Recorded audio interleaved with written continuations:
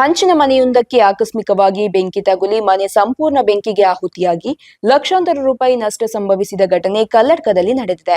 ಕಲ್ಲಡ್ಕ ಸಮೀಪದ ವೀರಕಂಬ ಗ್ರಾಮದ ಗಣೇಶ್ ಕೋಡಿ ನಿವಾಸಿ ರಾಜೇಶ್ವರಿ ಎಂಬವರ ಮನೆಗೆ ಬೆಂಕಿ ಬಿದ್ದಿದ್ದು, ಮನೆಯೊಳಗಿದ್ದ ಬೆಲೆಬಾಳುವ ಸೊತ್ತುಗಳು, ಮನೆಗೆ ಸಂಬಂಧಿಸಿದ ಅಗತ್ಯ ದಾಖಲೆಗಳು, ಎಲೆಕ್ಟ್ರಾನಿಕ್ ವಸ್ತುಗಳು ಸಂಪೂರ್ಣ ಬೆಂಕಿಗೆ ಆಹುತಿಯಾಗಿದೆ.